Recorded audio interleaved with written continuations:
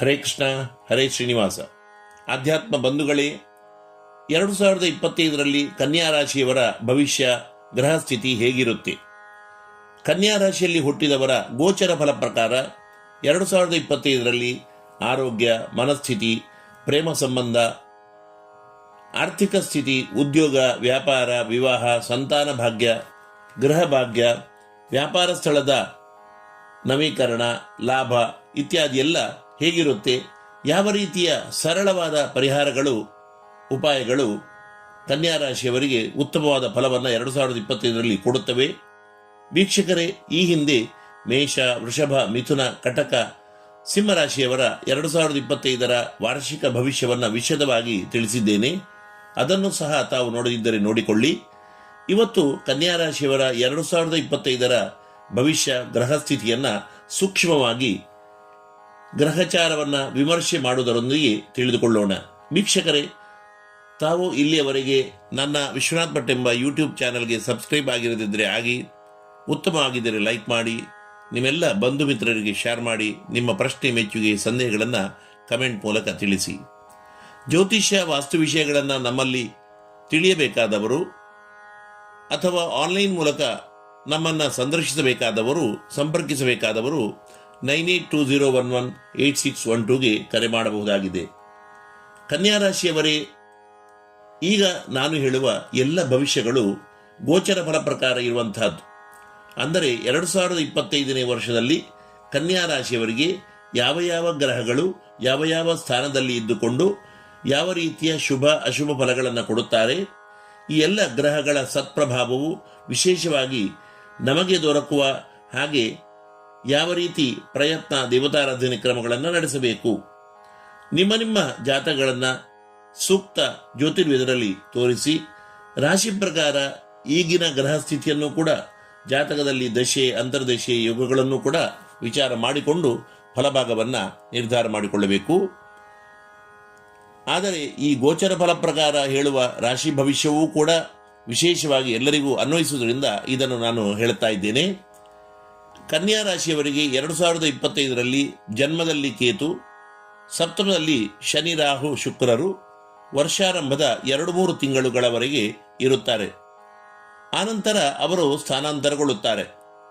ಶುಕ್ರನು ಜನವರಿ 28ರಿಂದ ಮೇವರೆಗೆ ಮೀನರಾಶಿಯಲ್ಲಿ ಪ್ರಬಲನಾಗಿ ಉಚ್ಚ ರಾಶಿಯಲ್ಲಿ ಇರುವುದರಿಂದ ಕನ್ಯಾ ರಾಶಿಯವರಿಗೆ ಉತ್ತಮ ಫಲವನ್ನೇ ಈ ವರ್ಷ ನೀಡುತ್ತಾನೆ. ಜನ್ಮದಲ್ಲಿರುವ ಕೇತು ಜನವರಿ, ಫೆಬ್ರವರಿ, ಮಾರ್ಚ್ ಈ 3 ತಿಂಗಳಲ್ಲಿ ನೆರೆಹೊರೆಯವರೊಂದಿಗೆ, ಮಿತ್ರರೊಂದಿಗೆ ವಿನಾಕಾರಣ ಜಗಳವನ್ನು ಕೂಡ ತಂದುಕೊಡುವ ಸೂಚನೆ ಮಾಡ್ತಾ ಇದ್ದಾನೆ. ಕುಟುಂಬದಲ್ಲಿ ವೈಮನಸ್ಸನ್ನು, ಪತಿಪತ್ನಿಯರಲ್ಲಿ ವಿರಸ, ವಿರಹ, ಕೋಪತಾಪಗಳನ್ನು ಕೂಡ ಉಂಟು ಮಾಡುವ ಸ್ಥಿತಿಯನ್ನು ಮೀನದಲ್ಲಿರುವ ರಾಹು ಸೂಚಿಸುತ್ತಾನೆ. ರಾಹು ಮೀನರಾಶಿಯಲ್ಲಿ ಶುಕ್ರ ಯೋಗವನ್ನು ಪಡೆದು ಸಪ್ತಮ ಕೇಂದ್ರ ಸ್ಥಾನದಲ್ಲಿರುವುದರಿಂದ ಆಕಸ್ಮಿಕವಾಗಿ ಲಾಟರಿ, ಶೇರ್ ಮಾರ್ಕೆಟ್ ಇತ್ಯಾದಿಗಳಿಂದ ಲಾಭನೂ ಕೂಡ ಕನ್ಯಾ ರಾಶಿಯವರಿಗೆ ಬರಬಹುದಾಗಿದೆ. ಹಿಂದೆ ಕೊಟ್ಟಿರುವ ಸಾಲದ ಮೊತ್ತವು ಕೂಡ ಧನ ಆಗಮನಕ್ಕೆ ಯಾವ ರೀತಿಯ ತೊಂದರೆಯೂ ಇಲ್ಲ. ಮೇಯ ನಂತರ ಅಷ್ಟಮದಲ್ಲಿ ಶುಕ್ರನು, ಅಂದರೆ 8ನೇ ಮನೆಯಲ್ಲಿ ಮೇಷರಾಶಿಯಲ್ಲಿ ಹೋಗುತ್ತಾ ಇದ್ದು ದುಡ್ಡಿನ ವಿಚಾರದಲ್ಲಿ ಸಮಸ್ಯೆ ಉಂಟು ಮಾಡುವುದಿಲ್ಲ. ಅಷ್ಟಮ ಆದರೂ ಕೂಡ ಶುಕ್ರನಿಗೆ ಪ್ರಬಲವಾದ ರಾಶಿ ಮೀನ ಆದ್ದರಿಂದ ಮಾತ್ರ ಅಲ್ಲದೆ ದೇವಗುರು ಬೃಹಸ್ಪತಿಯು ಕೂಡ ವೃಷಭ ರಾಶಿಯಲ್ಲಿ ವರ್ಷಾರಂಭದಲ್ಲಿ ಇದ್ದು ಆನಂತರ ಮಿಥುನ ರಾಶಿಗೆ ವರ್ಷದ ಕೊನೆಯಲ್ಲಿ ವಕ್ರನಾಗಿ ಕರ್ಕಾಟಕ ಅಥವಾ ಕಟಕ ರಾಶಿಯಲ್ಲಿ ಕೂಡ ಬರ್ತಾ ಇದ್ದಾನೆ. ಎಲ್ಲ ರೀತಿಯ ಐಶ್ವರ್ಯ, ದೇವತಾನುಗ್ರಹ, ಅದೃಷ್ಟ ಭಾಗ್ಯಾದಿಗಳಿಗೆ ಮುಖ್ಯವಾಗಿ ಬೃಹಸ್ಪತಿಯೇ ಕಾರಕನಾದ ಕಾರಣ ಕನ್ಯಾ ರಾಶಿಯವರಿಗೆ ಗೋಚರ ಫಲದ ನಿರ್ಧಾರ ಪ್ರಕಾರ, ಧನಾತ್ಮಕ ಗ್ರಹನಾದ ಗುರುವಿನ ಸಂಚಾರ ಪ್ರಕಾರ, ಶುಕ್ರನ ಸಂಚಾರದ ಪ್ರಕಾರವೂ ಕೂಡ ಉತ್ತಮ ಯಶಸ್ಸು, ಆರ್ಥಿಕ ಸ್ಥಿತಿಯೂ ಕೂಡ ಉತ್ತಮ ಆಗಿರುತ್ತದೆ. 2025ರಲ್ಲಿ ಕನ್ಯಾ ರಾಶಿಯವರಿಗೆ ಗುರುವಿನ ಪ್ರಭಾವವೂ ಕೂಡ ಅತ್ಯುತ್ತಮವಾಗಿದ್ದು ಉದ್ಯೋಗದಲ್ಲಿ ಉತ್ತಮ ಯಶಸ್ಸು, ಮನ್ನಣೆಗಳು ಪ್ರಾಪ್ತಿಯಾಗುತ್ತವೆ. ಉದ್ಯೋಗ ಮಾಡುವವರಿಗೆ ಪ್ರಮೋಷನ್ ಕೂಡ ಸಿಗಲು ಸಾಧ್ಯತೆ ಇದೆ. ಪರದೇಶ ಸಂಚಾರ ಯೋಗವು ಕೂಡ ಅಕಸ್ಮಾತ್ತಾಗಿ ಗುರುವಿನ ಪ್ರಬಲ ಸಂಚಾರದ ಕಾರಣದಿಂದಾಗಿ, ಪ್ರಭಾವದಿಂದಾಗಿ ವರ್ಷಾರ್ಧದ ನಂತರ ಉಂಟಾಗುತ್ತದೆ.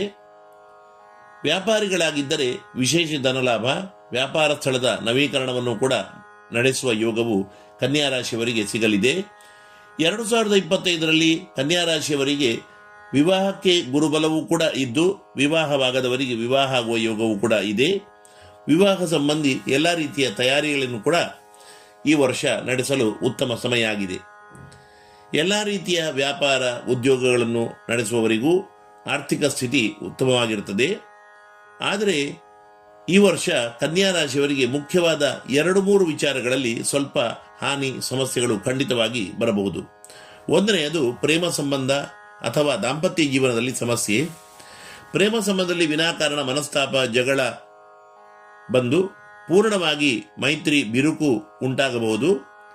ಮೊದಲೇ ಸ್ತ್ರೀ ಸ್ವಭಾವ, ಮೃದು ಸ್ವಭಾವದವರಾದ ಕನ್ಯಾ ರಾಶಿಯವರು ಇದನ್ನು ಭಾವನಾತ್ಮಕವಾಗಿ ಮನಸ್ಸಿಗೆ ತೆಗೆದುಕೊಂಡು ಹತಾಶರಾಗ್ತಾರೆ, ನಿರಾಶರಾಗ್ತಾರೆ.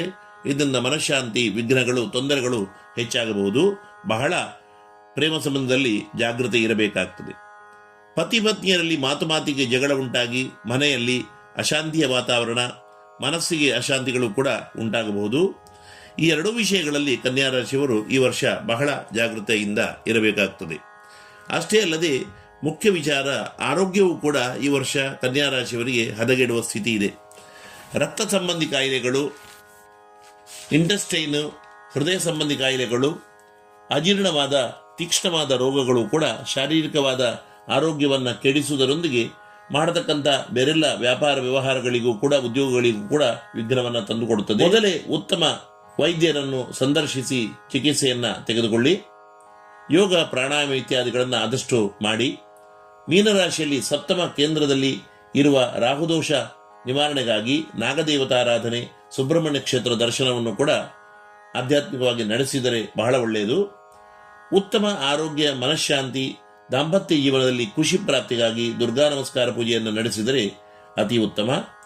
ಆರೋಗ್ಯದ ಸಮಸ್ಯೆ, ಪ್ರೇಮ ಸಂಬಂಧದ ಸಮಸ್ಯೆ, ವೈವಾಹಿಕ ಜೀವನದ ತೊಂದರೆಗಳೆಲ್ಲ ಈ ರೀತಿಯ ಪೂಜೆ ಶಾಂತಿಗಳಿಂದ ಖಂಡಿತವಾಗಿ ನಿವಾರಣೆ ಆಗ್ತದೆ. ಇನ್ನೊಂದು ನೆನಪಿನಲ್ಲಿ ಇಡಬೇಕಾದ ವಿಷಯ, ಶನಿ ರಾಹುಗಳು 7ನೇ ಸ್ಥಾನದಲ್ಲಿ ಗೋಚರದಲ್ಲಿ ಬಂದಿರುವುದರಿಂದ ಅನಿವಾರ್ಯವಾಗಿ ಕನ್ಯಾ ರಾಶಿಯವರಿಗೆ ಮತ್ತೊಬ್ಬರಲ್ಲಿ ಈ ವರ್ಷ ಸಾಲ ತೆಗೆದುಕೊಳ್ಳುವ ಪರಿಸ್ಥಿತಿ ಬಂದಿತು. ಸರಿಯಾಗಿ ವಿಚಾರ ಮಾಡಿ ಅವಶ್ಯವಾಗಿದ್ದರೆ ಮಾತ್ರ, ಯಾವುದೇ ವ್ಯಾಪಾರ ವ್ಯವಹಾರ ಕೆಲಸಗಳಿಗೆ ಆರ್ಥಿಕವಾದ ಸಾಲದ ಅಗತ್ಯ ಇದ್ದರೆ ಮಾತ್ರ ಈ ಸಾಲವನ್ನು ಮಾಡಿ. ಮುಖ್ಯವಾದ ವಿಚಾರ ಎಂದರೆ ಇದನ್ನು ಸಹ ಒಬ್ಬ ವ್ಯಕ್ತಿಯಲ್ಲಿ ಮಾಡದೆ ಬ್ಯಾಂಕು, ಫೈನಾನ್ಸು ಕಂಪನಿಯ ಅಧಿಕೃತವಾದ ರೀತಿಯಲ್ಲಿ ನೀವು ಸಾಲ ತೆಗೆದುಕೊಳ್ಳಿ.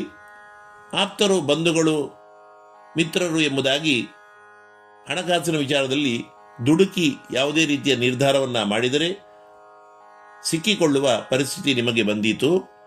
ಆದಷ್ಟು ಖರ್ಚು ಕಡಿಮೆ ಮಾಡಿ ಇದ್ದುದರಲ್ಲಿ ತೃಪ್ತಿಪಟ್ಟರೆ ಈ ವರ್ಷ ಖಂಡಿತವಾಗಿ ಉತ್ತಮವೇ ಇರುತ್ತದೆ.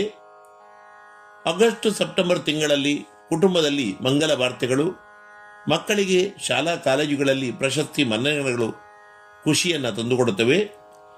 ಮಗ ವಿದೇಶ ಸಂಚಾರಕ್ಕೂ ಕೂಡ ಹೋಗುವ ಯೋಗ ಇದೆ. ಕಲಾವಿದರು, ಸಂಗೀತಗಾರರು ಆಗಿದ್ದರೆ ಈ ಸಮಯದಲ್ಲಿ ವಿಶೇಷ ಗೌರವಗಳು ದೊರಕುವ ಅವಕಾಶ ಇದೆ.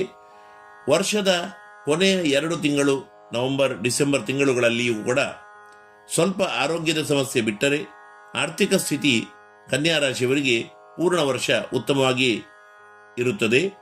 ಒಟ್ಟು ಕನ್ಯಾ ರಾಶಿಯವರಿಗೆ 2025 ಪೂರ್ಣ ವರ್ಷ ಉತ್ತಮವಾಗಿ ಕಳೆಯಲು, ತಮ್ಮೆಲ್ಲ ಕಾರ್ಯ ಚಟುವಟಿಕೆಗಳು ನಿರ್ವಿಘ್ನವಾಗಿ ಸಮಾಪ್ತಿಯಾಗಲು ಯೋಗ್ಯ ಬ್ರಾಹ್ಮಣರಲ್ಲಿ ಲಕ್ಷ್ಮೀನಾರಾಯಣ ಹೃದಯ ಸ್ತೋತ್ರ ಜಪ ಪಾರಾಯಣ ನಡೆಸಿ, ಲಕ್ಷ್ಮೀ ಹೃದಯ ಪಾರಾಯಣ ಮುಖಾಂತರ ದುರ್ಗಾ ನಮಸ್ಕಾರ ನಡೆಸಿದರೂ ಕೂಡ ಬಹಳ ಶ್ರೇಯಸ್ಸು ಉಂಟಾಗ್ತದೆ. ಲಕ್ಷ್ಮೀನಾರಾಯಣ ದೇವರ ಈ ಮಂತ್ರವನ್ನು ಪ್ರತಿ ದಿವಸ ಬೆಳಿಗ್ಗೆ ಸಂಜೆ 12 ಸಲ ನಿಶ್ಚಿತವಾಗಿ ಹೇಳಿ. ಸುಮುಖು ಸುಂದರತರು ಸುನಾಸೌ ಸುಖಚಿತ್ತನು ಸುರಾರಾಧಿತ ಪಾದಾಬ್ಜೌ ರಮಾನಾರಾಯಣೌ ಸ್ತುಮಃ ಮಂತ್ರವನ್ನು ಇನ್ನೊಮ್ಮೆ ಹೇಳುತ್ತಾ ಇದ್ದೇನೆ. ಸುಮುಖೌ ಸುಂದರತರೌ ಸುನಾಸೌ ಸುಖಚಿತ್ತನು ಸುರಾರಾಧಿತ ಪಾದಾಬ್ಜೌ ರಮಾನಾರಾಯಣೌ ಸ್ತುಮಃ.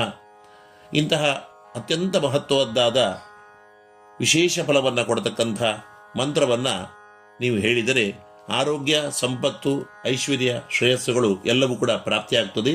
ಪ್ರತಿನಿತ್ಯ ವಿಷ್ಣು ಸಹಸ್ರನಾಮ ಪಾರಾಯಣವನ್ನು ಆದಷ್ಟು ಮಾಡಿ, ಇಲ್ಲದಿದ್ದರೆ ಶ್ರವಣವನ್ನಾದರೂ ಮಾಡಿ. ಯೋಗ್ಯ ವಿಪ್ರರಲ್ಲಿ ಜಾತಕವನ್ನು ತೋರಿಸಿ ಅದೃಷ್ಟರತ್ನ ಮರಕತ ಅಂದರೆ ಪಚ್ಚೆಮಣಿ 3ರಿಂದ 4 ಕ್ಯಾರೆಟನ್ನು ಬಂಗಾರದಲ್ಲಿ ಕಟ್ಟಿಸಿ ಬಲಗೈಯ ಕೊನೆಯ ಬೆರಳಿಗೆ ಬುಧವಾರ ದಿವಸ ಹಾಕಿಕೊಳ್ಳಿ. ಮಹಾವಿಷ್ಣು ದೇವರ ಪೂಜೆ, ಪ್ರಾರ್ಥನೆ, ಜಪವನ್ನು ಮಾಡಿಸಿ ಯೋಗ್ಯ ವಿಪ್ರರಿಂದ ಪ್ರಾರ್ಥನೆಯನ್ನು ಮಾಡಿಸಿ ಆಶೀರ್ವಾದವನ್ನು ತೆಗೆದುಕೊಂಡು ಇದನ್ನು ಧರಿಸಿಕೊಳ್ಳಬೇಕು. ಕನ್ಯಾ ರಾಶಿಯವರಿಗೆ ವಿಶೇಷವಾದ ಶುಭವನ್ನು ಭಗವಂತ ಕೊಡಲಿ. ಮುಂದೆ ತುಲಾ, ವೃಶ್ಚಿಕ, ಧನು ಇತ್ಯಾದಿ ಎಲ್ಲ ರಾಶಿಗಳ ಭವಿಷ್ಯವನ್ನು ಕೂಡ ತಾವು ನಿರೀಕ್ಷಿಸಿ ಎನ್ನುತ್ತಾ ವಿರಮಿಸುತ್ತೇನೆ. ಸಮೇ ವಿಷ್ಣು ಪ್ರಸೀದತು, ಸಮೇ